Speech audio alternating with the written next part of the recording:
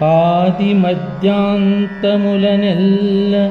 నను దినంబు నాది మధ్యాంత రహితమై ఆత్మ తనకు తానే నిండుండమాయని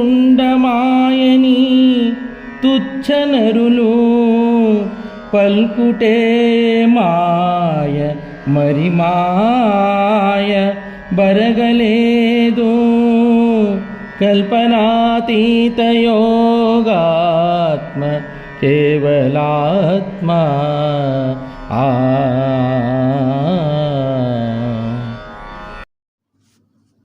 ఆది మధ్యాంతముల నెల్ల ననుదినంబు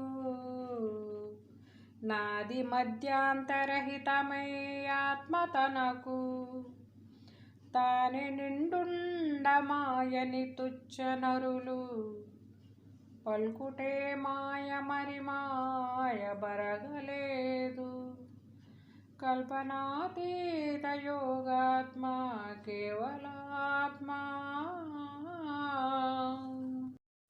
జై గురుదేవ కేవలాత్మ శతకము.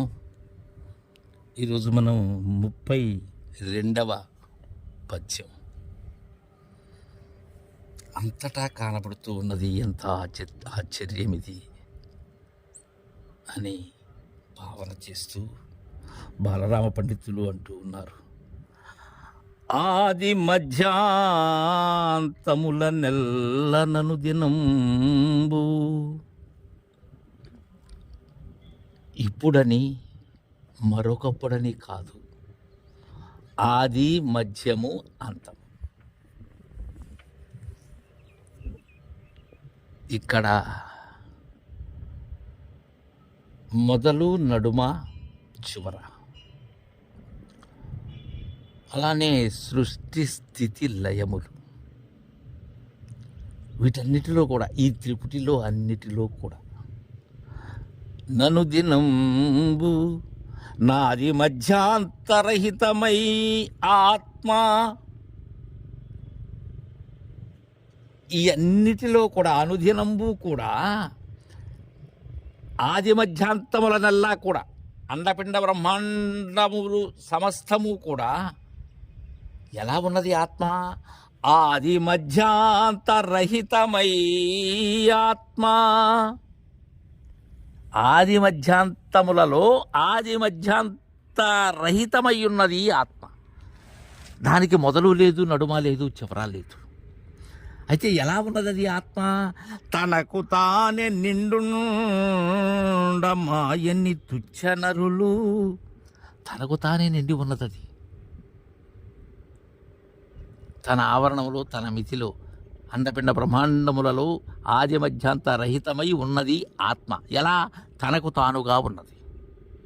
దీనికి వేరే కర్త లేరు, అదే కర్త. అదే అలా సృజన చేసుకుంటూ ఉన్నది.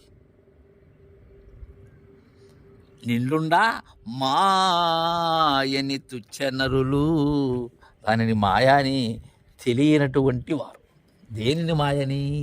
ఈ జగజ్జాలమైనటువంటి ఈ స్థావర జంగమాదిక ప్రపంచం ఏదైతే ఉన్నదో ఇది అంతా ఆవరించి ఉండబడేటువంటిది ఆత్మ. అన్నిటిలో తానే అయ్యి ఇక్కడని అక్కడని కాక కాలమునకు అతీతమై ఎప్పుడూ ఉన్నది జగత్తు. ఎప్పుడున్నది?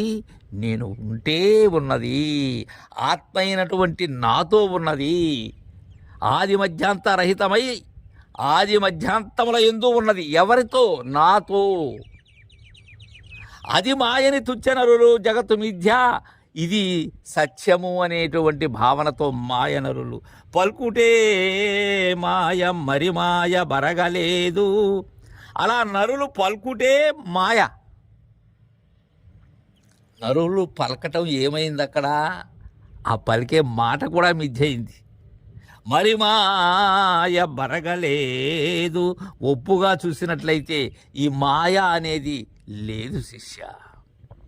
కారణం ఏంటంటే అది సత్యమయ్యి ఇది మాయ అనేది కుదరదు. తుచ్చనరులైనటువంటి వారు అంటారే కానీ ఈ ఆత్మ అనేది ఆది మధ్యాంత రహితమై ఆది మధ్యాంతముల యందు ఉన్నది శిష్య. ఒప్పిదమై ఉన్నది నాయన ఈ వాక్యము. బాలరామ పండితుల వారిది. కల్పనాతీత యోగాత్మ కేవలాత్మ.